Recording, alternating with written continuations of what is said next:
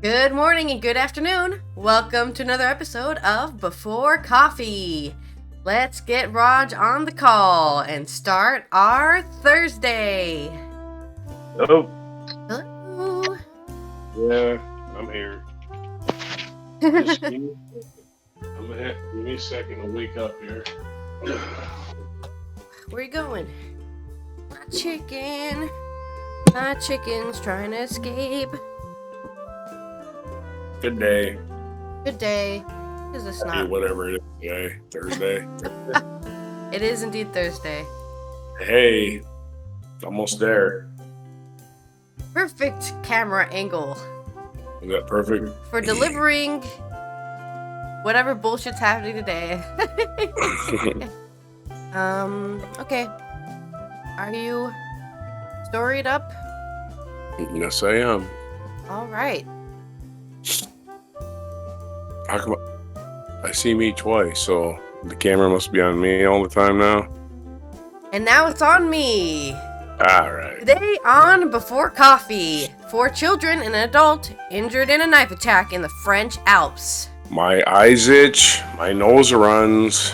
A large plume of Canadian smoke descends on us poor defenseless Americans. At least it's not a balloon. Poland deports Russian man who claimed to have been an FSB officer. Megastar Messi makes move to Miami for multi-millions. Ukraine and Myanmar make 2022 the most violent year in a decade for medical staff. An AI system devises first optimizations to sorting code in over a decade. Today, on June 8th, 2023, comprehensive news of planet Earth on Before Coffee.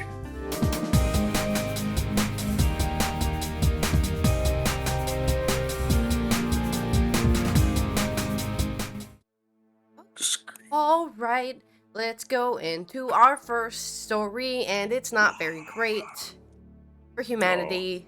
4 children and an adult have been injured in a knife attack in the picturesque town of Annecy in the French Alps. At least 3 of the victims are in critical condition in the hospital.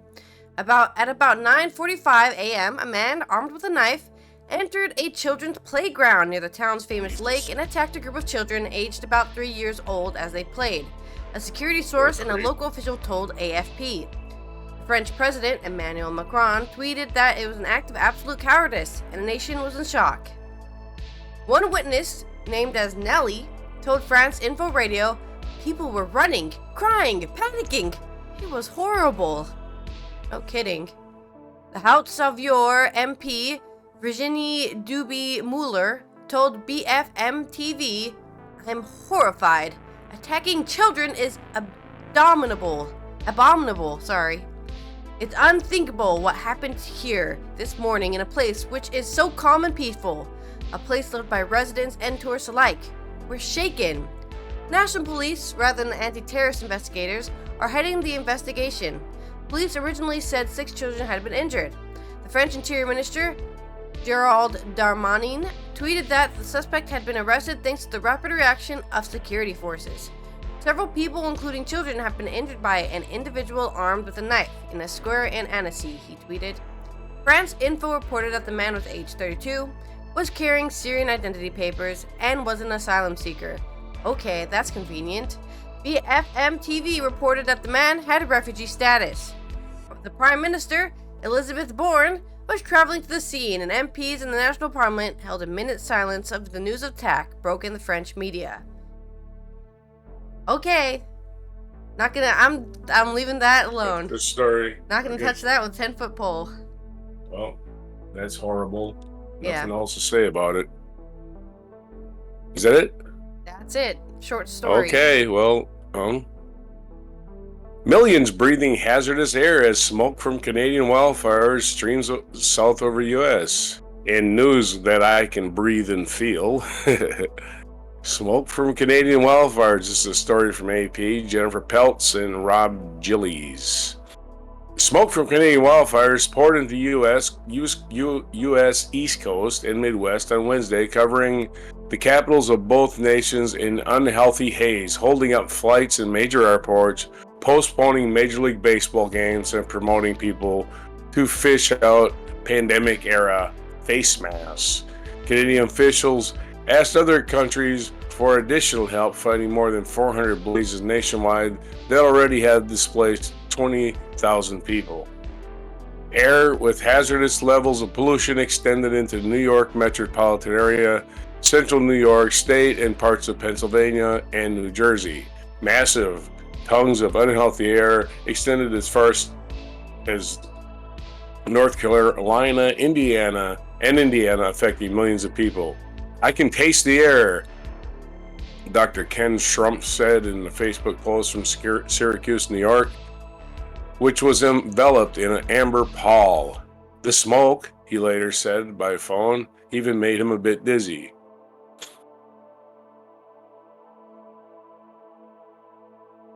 Wildfire Canadian province, let's see.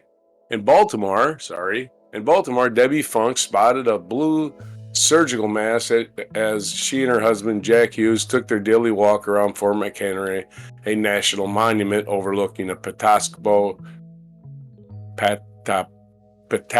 River. I used to be able to say that. The air hung thick over the water, obscuring the horizon. I walked outside this morning, it was like a waft of smoke, said Funk. Canadian officials say this is shaping up to be the nation's worst wildfire season ever. It started early on a drier than usual ground and accelerated very quickly, exhausting firefighting resources across the country, fire and environmental officials said. Smoke from the blazes in various parts of the country has been lapping into the U.S. since last month, but intensified with recent fires in Quebec, where about 100 were considered out of control on Wednesday. 100 out of control fires, which unsettlingly was National Clean Air in Canada Day. Oh yeah. The smoke was so thick in downtown Ottawa, Canada's capital, that the office towers just across the Ottawa River barely visible. In Toronto, Yali Ma said her hiking plans were canceled and she was foregoing restaurant patios, a beloved Canadian summer tradition. I put my mask away for over a year, and now I'm putting on my mask since yesterday, the 31-year-old lamented. Quebec Premier François Legault said the province currently has the capacity to fight about 40 fires, and the usual reinforcements from other provinces have been strained by conflagrations in Nova Scotia and elsewhere. Canadian Interagency Forest Fire spokesperson Jennifer Camus said more than 950 firefighters and other personnel arrived from the U.S., Australia, and New Zealand and South Africa, and more are due soon. In Washington, White House Press Secretary Karine Jean-Pierre said President Biden has sent more than 600 firefighters and equipment to Canada. His administration has contacted some U.S. governors and local officials about providing assistance. She said the largest town in northern Quebec, Chibougamau, population of about 7,500, was evacuated Tuesday, and Legault said the roughly 4,000 residents of the northern Cree town of Mistissini would likely have to leave Wednesday. But later that day, Mendocity's chief political said his community remains safe and asked residents to wait for instructions from Cree officials.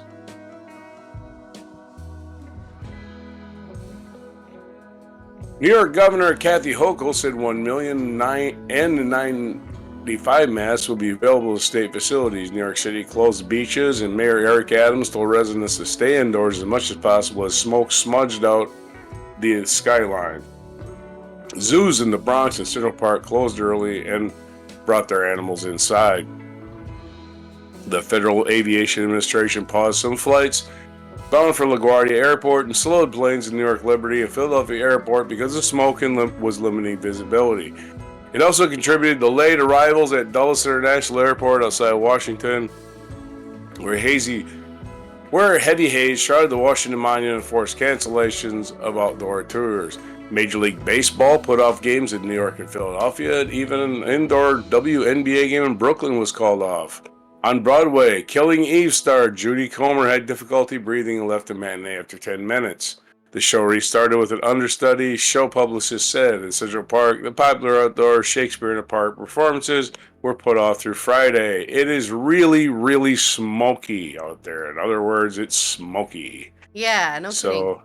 If you want to watch a time-lapse deal of New York, it's kind of interesting. Somebody put it up on the internet. You can watch it. You can watch the New York skyline disappear over time. And just, there's nothing but smoke after a while. Yeah, really that bad. Your story. Okay. Hard to breathe here. It really is. Go ahead. I'm in Maryland. I'm not even in the thick of it. Yeah. In Poland news, we've got Sean Walker in Warsaw reporting that Poland has deported purported former Russian FSB officer who sought asylum in the country back to Russia, accusing him of lying about his past and background. Imran Navrubekov claimed to have been a senior officer in Russia's FSB security service in the southern region of Dagestan, and has recently given numerous media interviews about FSB operations and alleged misdeeds. He was handed over to Russia at Poland's land border with the Russian exclave of Kaliningrad on Tuesday.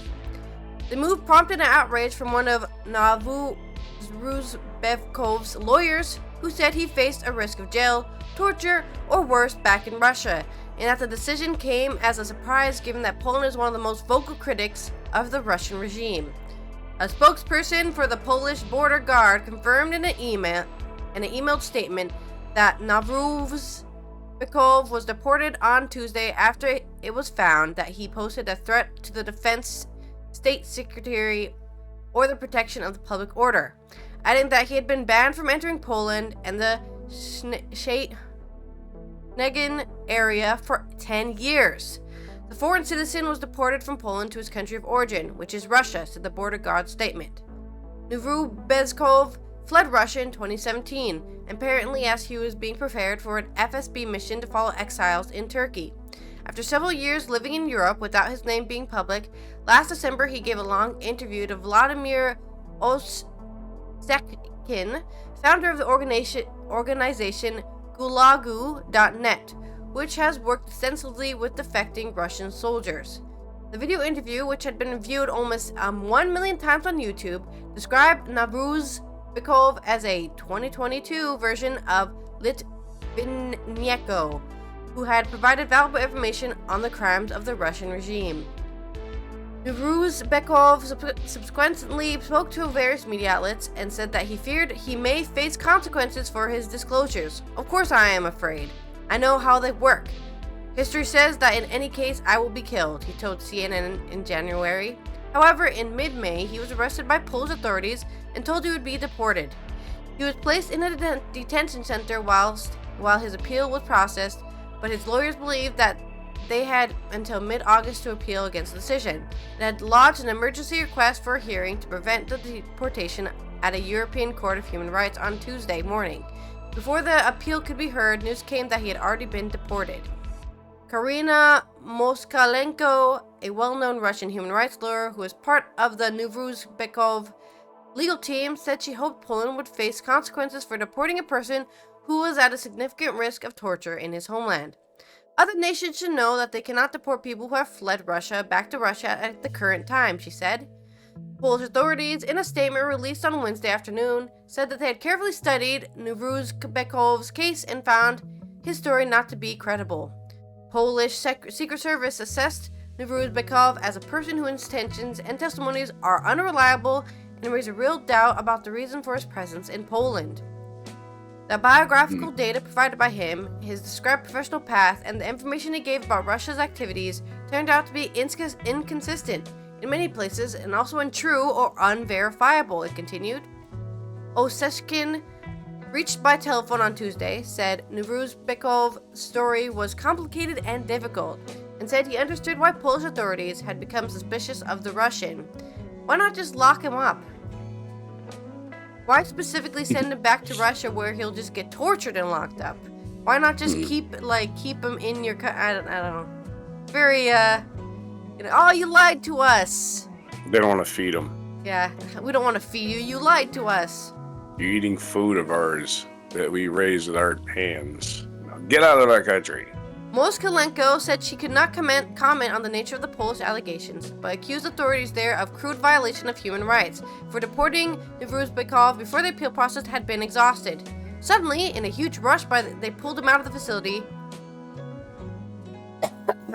where he was being held waiting for the decision on his appeal. The appeal had not been heard yet, so you cannot call the deportation decision a final decision. That's kind of true, though. The EU does protect your right to appeal. So it is very weird that they rushed him straight out. We don't care about the process of due process of law. Get out of our country. I hope you get tortured. I don't know. His wife, Irada, said on Wednesday that she understood her husband was now in Kaliningrad and facing an immediate court case, though she had no information about what charges he faced or whether he had a lawyer. I don't know what to do. I don't know what they will do with him. I really hope he stays alive, that my children will still have a father, she said in a telephone interview. The couple have 2 children, including a 2-month-old baby, she said. Poland granted asylum protection to her and 2 children on the same day her husband was deported. Very interesting. Very interesting case. Interested in seeing how it pans out from here because, yeah, there's suspicion all over this. I'm very suspicious. Poland is suspicious of him. I'm suspicious of Poland. Just suspicion everywhere. It's always immigration, right? It's always like, oh no. He's a spy! I don't know what he was doing yet.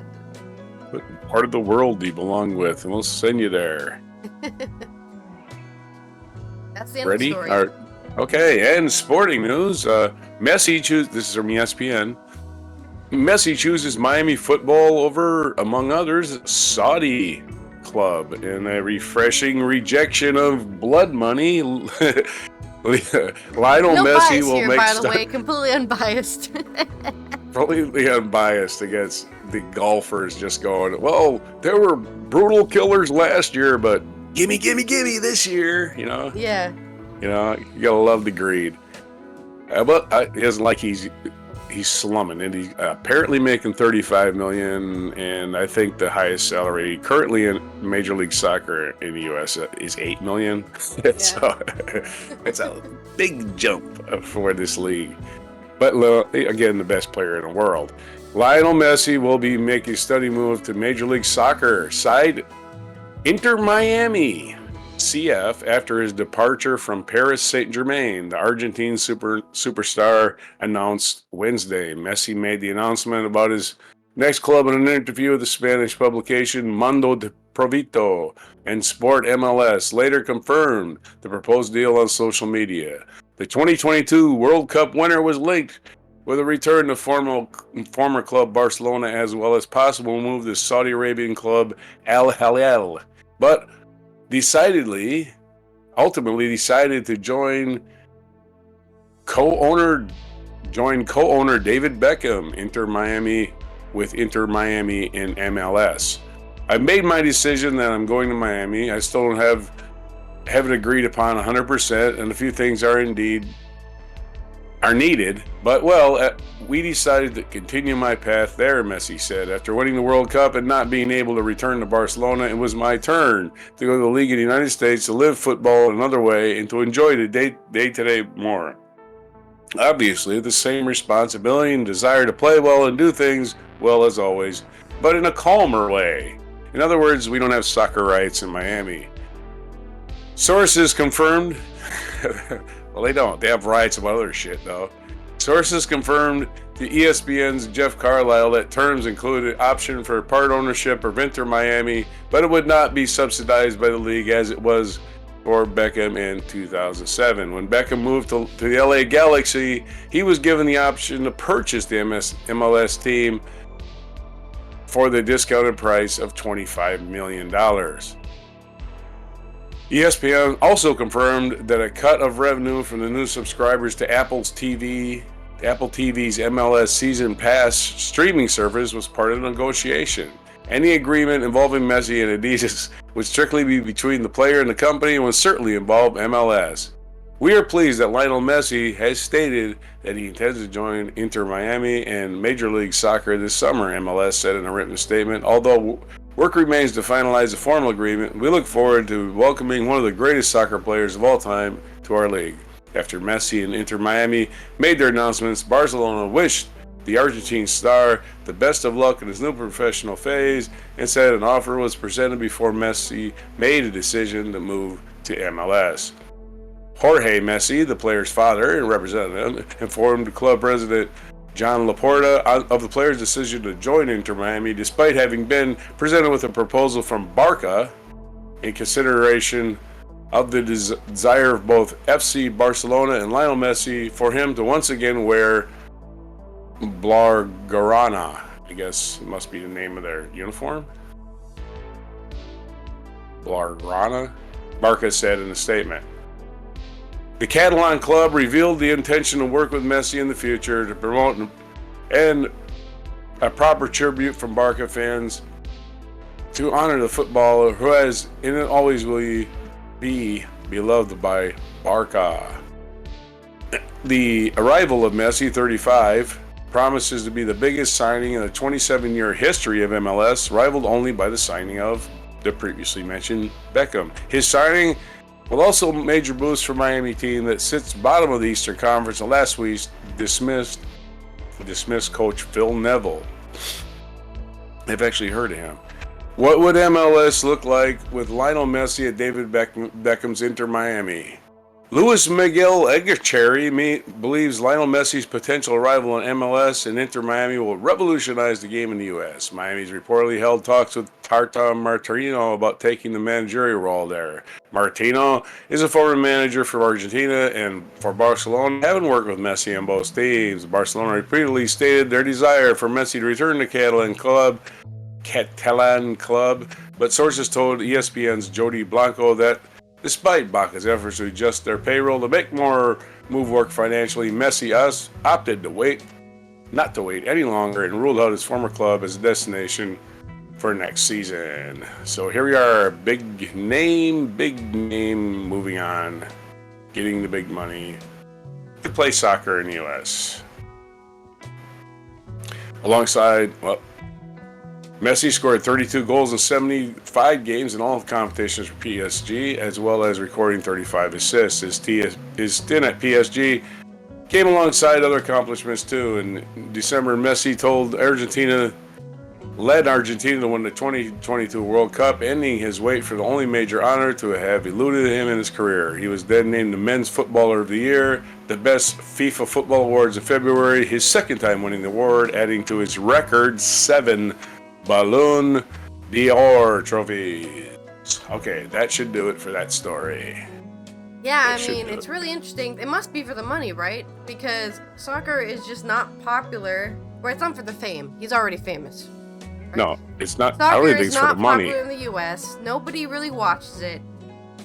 They never win anything.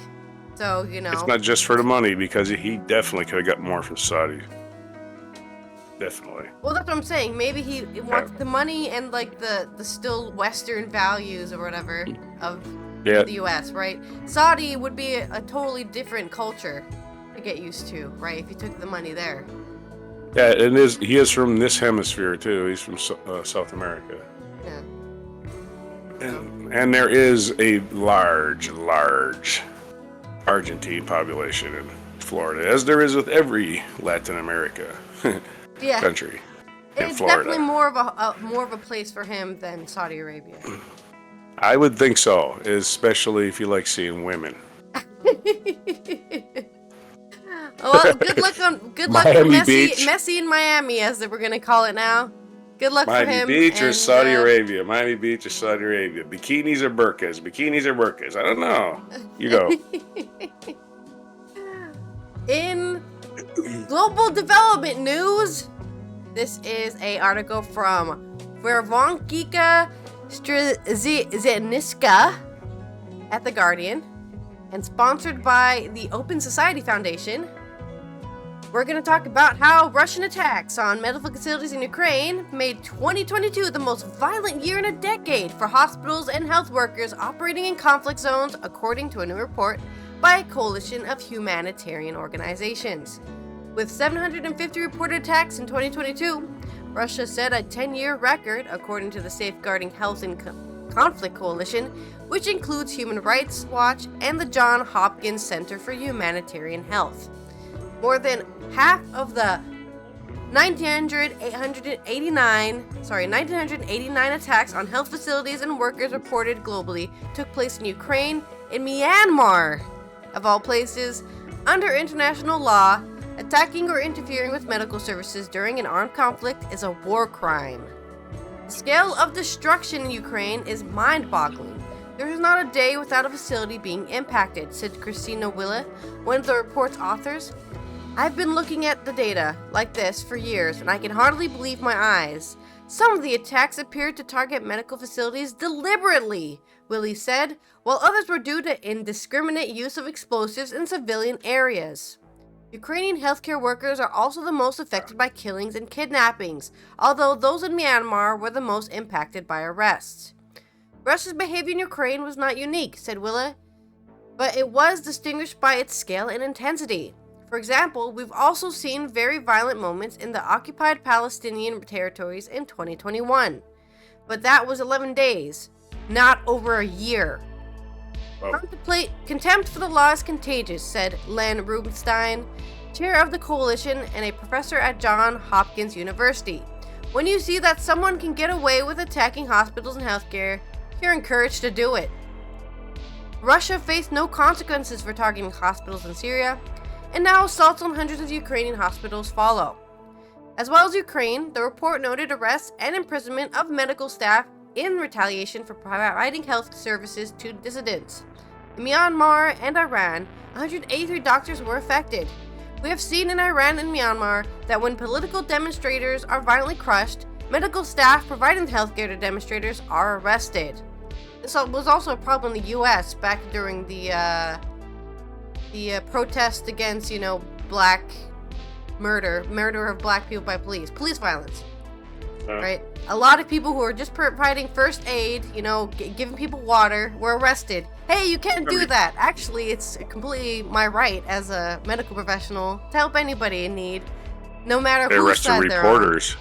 They arrested reporters too. It's like, okay, you're doing something illegal, but being here. Fascist pigs.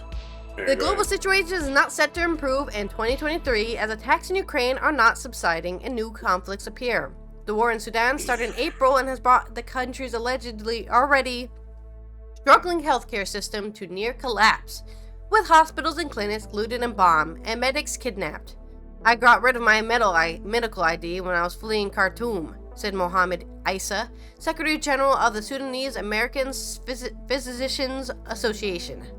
I was worried I might be kidnapped by the RSF, Rapid Support Forces, or even that the army might take me hostage. They have been kidnapping doctors to treat their wounded. The effect of the conflict on Sudan's healthcare system has been dire and extreme. 60% of hospitals near the conflict area are not open at all, and at least 19 healthcare workers have been killed. Physicians in Khartoum feel threatened. Rubenstein said he hoped this year's report would be a turning point that sparked greater political commitment and action. Judicial mechanisms hold perpetrators accountable exist. Deliberate attacks against healthcare and indiscriminate attacks are war crimes. However, there is little precedent for the state actors facing legal consequences due to violating these laws, Rubenstein said. Only one case of an attack against a health facility has been successfully prosecuted under international law, when two former officers in Serb armed forces were convicted in 2007 for their role in the Vukovar hospital massacre during the Croatian War of Independence in 1991. We hope our report will encourage the use of diplomatic leverage to exert pressures on perpetrators. In Ukraine, the international community got behind justice, so we think there will be an interest in making sure that people finally pay the price for these kind of crimes. Yeah, that is a big problem when you're doing war crimes and you don't get anyone for doing the war crimes. Not really a crime if you don't get arrested, right? I guess. Mm-hmm.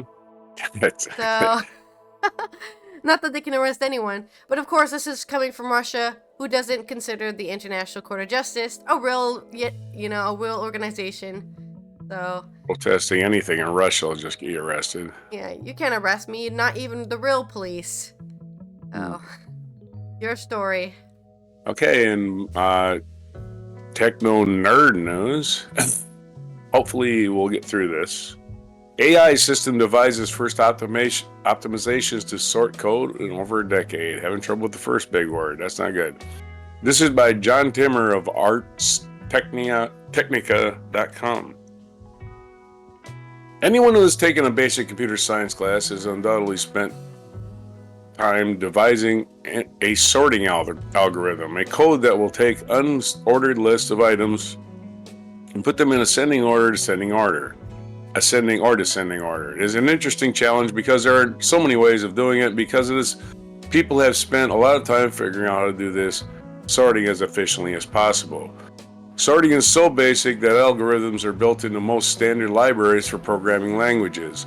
And in the case of C++ library, with the LLVM compiler, the code hasn't been touched in over a decade. But Google's DeepMind AI group has now developed a reinforcement learning tool that can develop extremely optimized algorithms without being trained on human code examples. The trick was to set it up to treat programming as a game. It's all a game. DeepMind, among other things, is notable for having developed software that teaches itself how to play games. That approach has proven highly effective, conquering games as varied as chess, Go, and StarCraft.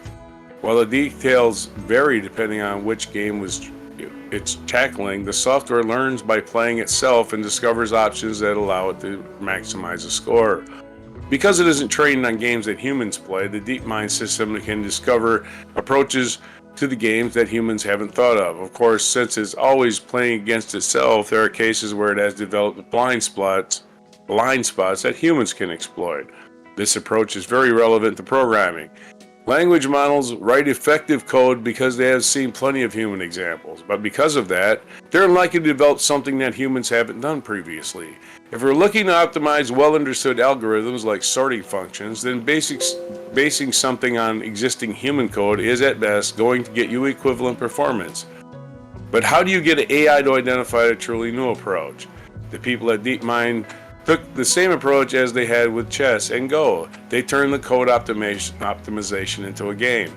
The AlphaDev system developed x86 assembly algorithms that treated the latency of the code as a score and tried to minimize that score by ensuring that the score ran to completion without errors. Through reinforcement learning, AlphaDev gradually develops the ability to write tight, highly efficient code. Saying that the system optimizes for latency is very difficult from explaining how it operates. Like most other AI systems, AlphaDev consists of several distinct components. One of them is a representation function which tracks the overall performance of the code as it is developed. This includes the general structure of algorithm as well as the use of x86 registers in memory. The system adds assembly instructions individually chosen by Monte Carlo tree search, again an approach borrowed from game playing systems. The tree aspects of this approach allows the system to quickly narrow the limited area of the large range of potential instructions, while the Monte Carlo adds a degree of randomness to the precise instruction that gets chosen from the branch. Note that instruction in this context includes things like specific registers chosen to create a valid and complete assembly. The system then evaluates the state of assembly code for latency and validity and assigns it a score, comparing that to the score of the previous one. And through reinforced learning, it hangs on the information about how going down different branches of the tree work. Given the program state, over time, it learns how to achieve winning game state, a completed sorting with a maximum score, meaning a minimum latency. So your computer thinking it's a game is the new way of sorting. That's how you get humans to do things too, right? Let's make sorting your, sorting your socks a game. Let's see if the blue team beats the white team. That's how I do stuff. I'm like, oh, I'm going to clean the house because, I don't know, it makes me feel like I'm completing a mini game in a video game or something. You see, our cyborg pals are just like us. We're just all the same. Well, look at that. That's right. In culture news, I think, I don't know, probably a month ago, we reported on how a murderer has been found for the disappearance of Natalie Holloway in Aruba. 18 years after that disappearance, the convicted murderer, Van der Sloot, is under great media attention as his court case is beginning and has been extradited to the U.S. today. This is an article from NOS News. I don't know who wrote it because they never tell you who wrote it. I think they just have in-house people who write articles, and they're like, that's right. You want to work for our company? You don't get to put your name on the article. They have a guy sitting there with a whip. He's like, turn Make out them articles. News stories. Jan van der Sloot is extradited to the U.S. today. The 34-year-old Dutchman is being prosecuted there for extortion of her parents. Books, films, and documentaries have been made in America about the disappearance itself, of which he has remained the prime suspect. At the time, he chose a path that made him world news, said journalist Kees van der Spek. Because the news about Van der Sloot is not only closely followed in the United States and the Netherlands, when he was transferred last week to another prison in Peru, where he had been held for years for murder, it was extensively documented. He was met in Peru by people who filmed him with mobile phones. It does fascinate me, says Van der Spek, about all the developments around Van der Sloot. In 2008, together with Peter R. de Vries, he made the Emmy-winning TV broadcast about the notorious Dutchman. In it, Van der Sloot showed to an informant that he was indeed involved in Holloway's disappearance, while he had also denied this until then. The 18-year-old student from Alabama disappeared on May 30th, 2005, while on vacation in Aruba. According to Van der Spek, the great attention to this can partly be explained by the missing white woman syndrome. A white, innocent-looking girl who disappears on a tropical island gets a lot more attention than many other disappearances. Mother Beth Holloway described her desperation in interviews and documentaries. Every parent's worst nightmare has become my reality. Natalie Holloway has never been found.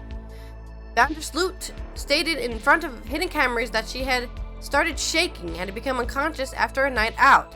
Then he put her near the mangroves and called a friend with a boat. He called it a big problem, but would have solved it. Van der Sloot later admits his outburst to the informant Patrick van der Aim as tough talk. In my eyes, it was very authentic, says Van der Spek, but justice in Aruba did not find the evidence strong enough for a new arrest. The program maker does not think that the 17-year-old Van der Sloot killed Holloway. Bjorn has no motive for that. He was in a panic and was fed up with the body. The fact that he got away with it so well, I think, gave him a kind of invulnerability. Initially, Van der Sloot was publicly proclaimed his innocence, but after the publication of his conversations with the informant Van der M, a stream of different alternative readings of what have happened followed. For example, in an interview with Fox News, he claimed that he sold the drunken Holloway to a man who brought her to Venezuela. Everywhere he has been shouting something else in hope that people thought that story against Patrick van der Am will not be true either, says Van der Spek. So he just makes up a bunch of stories until they're like, we don't know which one's correct. Yeah, he wasn't a killer. This guy's crazy and he just tells random stories, so we can't be convinced anything he said. In 2010, Van der Sloot claimed that $250,000 had been awarded for Holloway's discovery. In exchange for a deposit, he would tell her where the body was. He then claimed that his father had hidden the body in the foundation of a building. He then sent Beth Holloway's lawyer an email from Peru that he had tricked them, says Van der Spek. What a dick. Quote, what a dick. Same month, Van der Sloot came in contact with the police in Peru, exactly 5 years after Holloway's disappearance. He murdered a 21-year-old Peruvian student, Stephanie Flores, in a hotel. He was sentenced to 28 years in prison for this. Peru is now extraditing the Dutchman to the U.S. If found guilty of fraud there, he could receive a prison sentence up to 50 years. He must also first serve his remaining sentence in Peru. He's already been arrested and serving time, so he's just a really easy person to pin the crime on, whether or not he's guilty or not, right? He's already serving time. Just we'll solve the case now. He did it. Case solved. We never have to worry about it again. You know, there's no concrete evidence that he's murdered her, right? He was there. He happened to know about her. But they're not prosecuting him for that. They're prosecuting for mail fraud. Yeah. Like I said earlier, this is going to be the longest sentence for mail fraud in U.S. history. But like I said, people just want the case to be closed in a way. You know, they want some. They want to punish this guy specifically because he's definitely guilty of something. And exactly. And then we don't have to worry about the case anymore. It's been closed. So.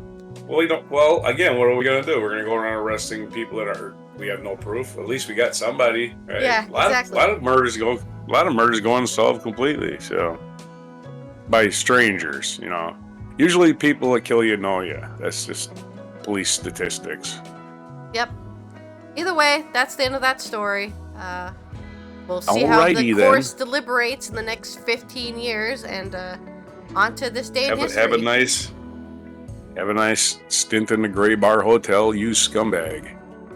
In 1632, on this day in history, Muhammad, the founder of the religion of Islam, died in Medina in 1632. Rest in peace, in 1191, just to represent him. At the time of the Third Crusade, Richard I joined the Crusaders in Acre, having conquered Cyprus on his way there. Good old crusading. 1867. What's that? Good old Crusades. Oh yeah, let's go and force our religion on these heathens. 1867, Franz Joseph was crowned King of Hungary. In 1916, biophysicist Francis Crick, who along with James Dewey Watson and Maurice Wilkins received the 1962 Nobel Prize for Physiology or Medicine for their determination of molecular structure, DNA. Let's just say DNA. They discovered DNA and sequencing of DNA. Well, anyway, Francis Crick was born in this day. I had to explain who he was for 5 minutes. He was born in this day in 1916 in Northampton, England. Francis Crick, remember that name. 1955, British computer scientist Tim Berners-Lee, who is generally credited as the inventor of the World Wide Web, was born in 1955. So, June 8th is a day for a DNA guy getting born and the WWW guy getting born. 1966, the National Football League and the American Football League announced their merger, which became effective in 1970. 1977, American producer and rapper Kanye West was born. 2002, Serena Williams defeated her sister, Venus Williams, to win her first French Open title. Haha, beat ya. Sisters fighting. 2009, United Nations hosted its first World Oceans Day, which sought to celebrate oceans. A good name for it. While also raising awareness that threats they had their massive ecosystems face. So we already know it's World Ocean Day. And in 2018, American chef and television personality Anthony Bourdain, who helped popularize foodie culture, died by suicide at the age of 61. I still don't get it. 1504, Michelangelo David is installed in Florence. Believed to have been installed this day in 1504. The cathedral in Florence was Michelangelo's statue of David, commissioned in 1501 and considered a prime statement of the Renaissance ideal, perfect humanity. And the same statue replica is being banned in Florida as pornography. Statues are pornography. Don't go to Greece, folks. Don't go to Greece if you don't like looking at genitalia. Kanye West, we did that. Gabby Giffords is born, American politician. Was born this day in 1970. Juliana Margulies, American actress, born this day in 1966. We already covered the Tim Berners-Lee. Joan Rivers, American comedian, was born this day in 1933. So happy 90th birthday to Joan Rivers if she was still alive. And Frank Lloyd Wright was born this day. He was born in Richland Center, Wisconsin. He's a cheesehead. Frank Lloyd Wright was born in this day in 1867. American architect. And what day is it? It is World Brain Tumor Day. So, I don't know, take your brain tumor to lunch, I guess. National Name Your Poison Day. Okay, I guess that's about drinking, basically. That poison. World Pet Memorial Day. Oh, remember all your long-lost pets. National Best Friends Day, which a lot of times is your pet. National Upsy Daisy Day. Upsy Daisy, Upsy Daisy. I guess that's what that is. Somebody came up with that. We're all sick. Upsy Daisy. World Oceans Day, which you already mentioned. And that's the length and breadth of all information available to every human on Earth for today. Your story. Well, not a story, but it's the end of the show. Thanks everyone for watching Before Coffee as we talk about, well, the European news wasn't very happy and positive, but it was news. It was some studies and findings that people may have not known about. And right on. News. Let's keep educating ourselves about what's going on in the world. That's right. That's really the only thing we can do at this point, since we have no power to actually cause change unless we all gather together and say, hey, stop killing doctors. What was the whole point of COVID if we're just going to kill doctors anyways? Thanks for your support. That's right. Support us. We may go, but we will not go quietly.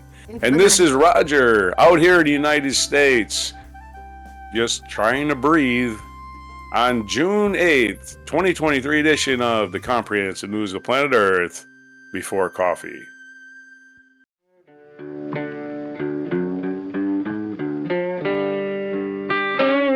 Be sure to hit the like, subscribe, and notify buttons, and follow our other channels, Toxic Alley, History of Gravy, and Scratchy Old Records.